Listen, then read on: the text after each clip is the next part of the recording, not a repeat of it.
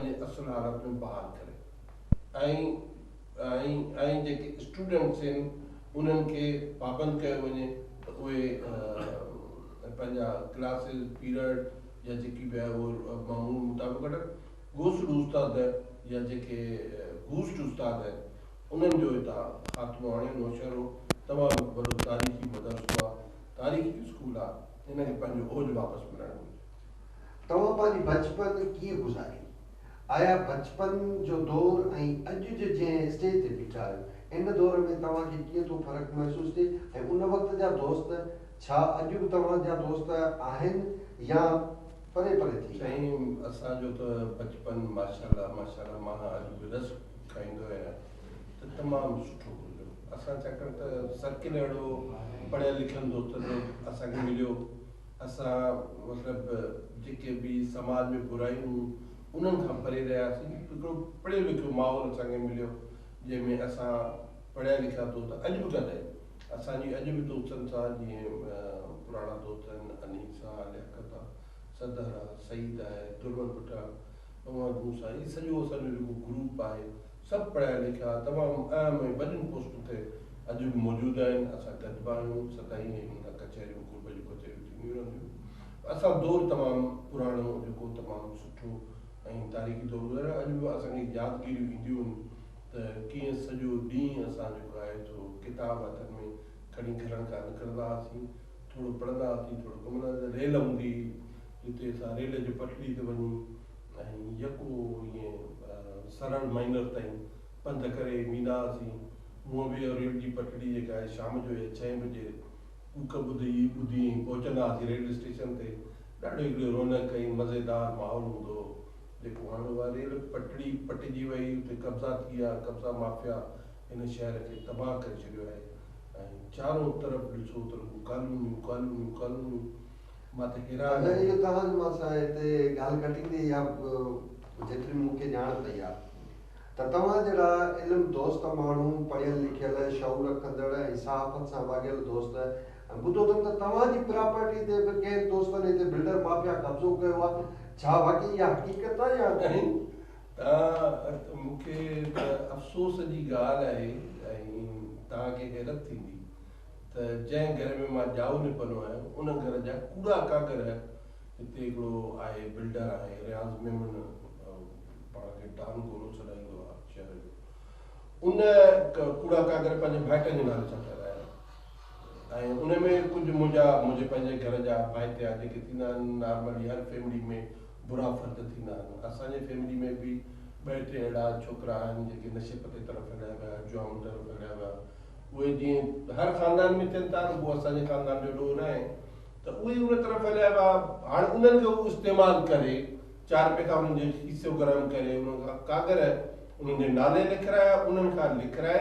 मिसाल तौरु मुंहिंजो हिकिड़ो भाइटु आहे थोरो नशई इहो ज़ुएब, उन पंहिंजे नाले कागर ठाहिराया। उहे कागर वरी उनजे नाले थिया, उनखां वरी रियाज़ लिखाराए पंहिंजे भाइटे जे नाले ख़रीद कई।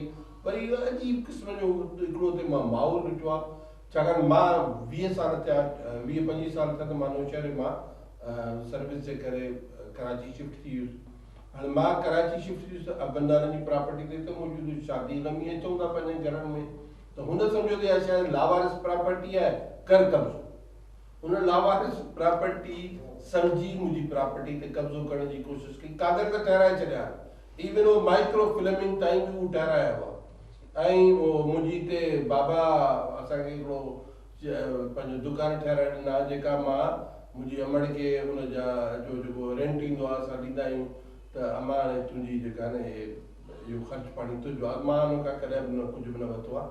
हुनखे ख़र्चु पाणी लाइ उहो ॾींदा हुआसीं। हुन वीचारी खे किरायो दुकान जो मिलंदो आहे। उनजा कूड़ा कागर ठहिराया, ज़मीनुनि जा कूड़ा कागर ठहिराया। हिकिड़ो पेट्रोल पंप हिते हूंदो हो, हिते उहो उन्हनि पंहिंजा नाले करे उते खोसा भरिसां पेट्रोल पंप खोसनि जो उन्हनि कब्ज़ो करे वेही रहिया।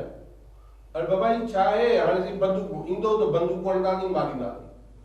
अजीब हिकिड़ी सूरताल वायुमंडल ते थी वियो आहे नौशहरे जो। मूंखे ॾाढो अफ़सोस थियो आहे मूं जहिड़ो बाशऊर माण्हू, पढ़ियो लिखियो माण्हू, सुजाग ज़हन, उनजी प्रॉपर्टी ते महफ़ूज़ न आहे त पोइ कहिड़े ग़रीब जी प्रॉपर्टी महफ़ूज़ हूंदी? कहिड़ो माण्हू आहे वोकल जेको एतिरो ॻाल्हाए सघे, जंहिंजी एतिरी मीडिया ताईं बि पहुच हुजे, उन माण्हूअ जी प्रॉपर्टी महफ़ूज़ न आहे त कंहिंजी हूंदी? ही छा माफ़ियाऊं एॾी पावरफुल थी हिन शहर में? मां त हैरान आहियां।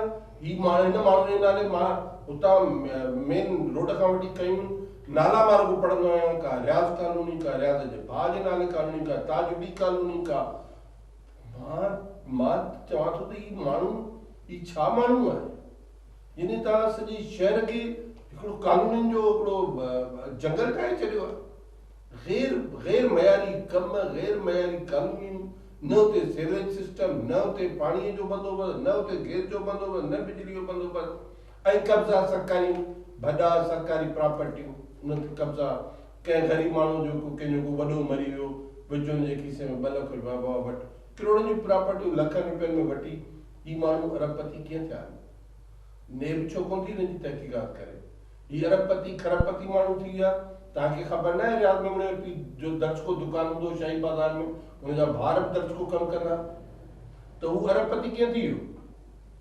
असां छो कोन था थियूं? असां एतिरो पढ़िया लिखियासीं, असां बाशूर माण्हू, असां जिदोजहद कई आहे, महिनत कई आहे।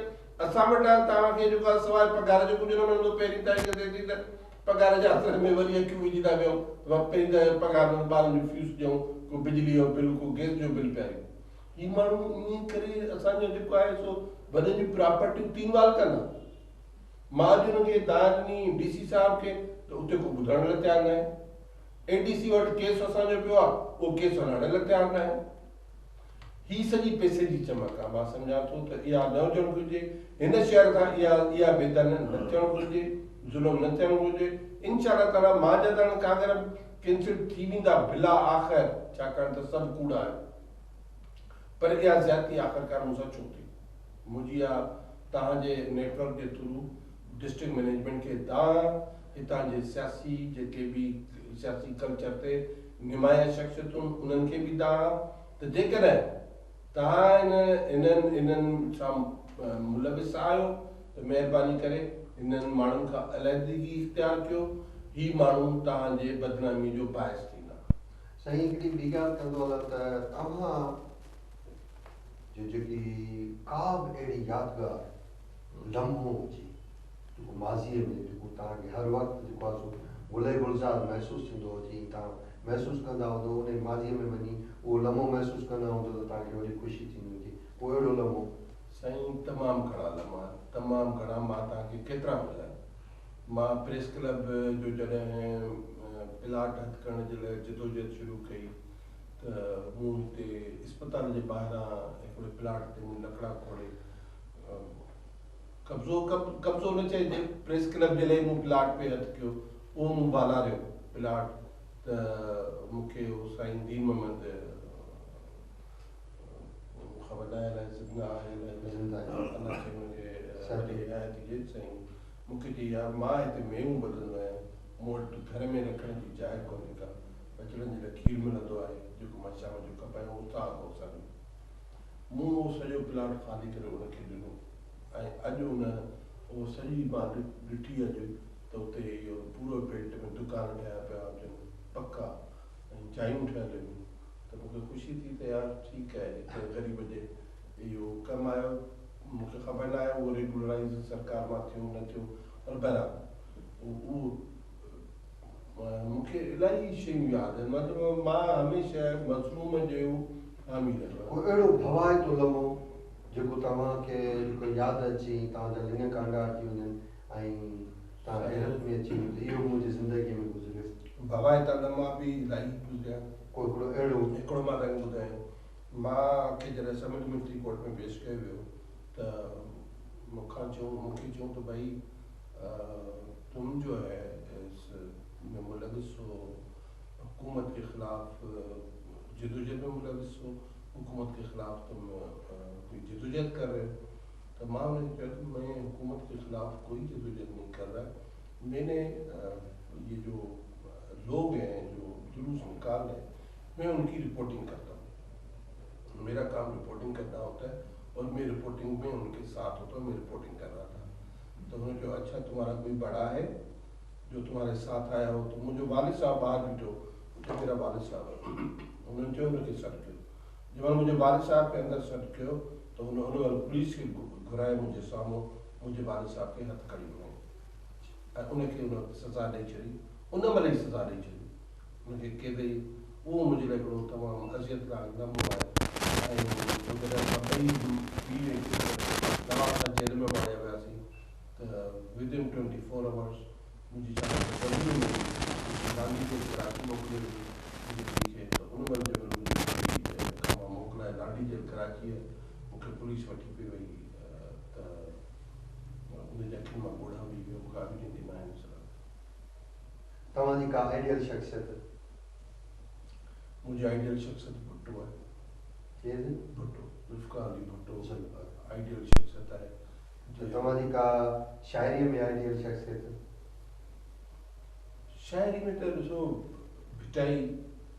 भिटाई खां पोइ जेकॾहिं तव्हां ईंदो त अयाज़ शेख अयाज़ उर्दू शाइरी में फेज़ तव्हां असांजे ज़िले नौशर फिरोज़ सिंध वासी जे लाइ को अहिड़ो प्यारो पैगाम ॾियणु चाहियो सही मां ख़ासि करे सहाफ़ी हज़रात मां सहाफ़ियुनि खे इहो चवंदुसि पंहिंजा इख़्तिलाफ़ ख़तमु कयो अॼु जे दौर में सहाफ़त करणु ॾाढी सवली आहे इन करे जो हर माण्हू रिपोर्टर आहे हर माण्हू जे हथ में कैमरा आहे हर माण्हू रिपोर्ट करे थो कैमरा ताईं तव्हां वटि सबूत पुॼनि था ज़िमेदारी जो अहसासु करे मुतहद थियो ताकी इहो जेको आवाज़ु जेको छिड़ आवाज़ु आहे उनखे मुनज़म तरीक़े सां का जेको अॻियां पुॼायो ऐं माण्हुनि जा मसइला हल कयो ऐं इंसाफ़ लाइ विढ़ंदा कयो इंसाफ़ ताईं पुॼ माण्हुनि जी पहुच इंसाफ़ ताईं न आहे मां जीअं पंहिंजो तव्हांखे ज़िक्र कयो त मुंहिंजी प्रॉपर्टी खे कीअं हुननि कब्ज़ा कया आहिनि अहिड़ी तरह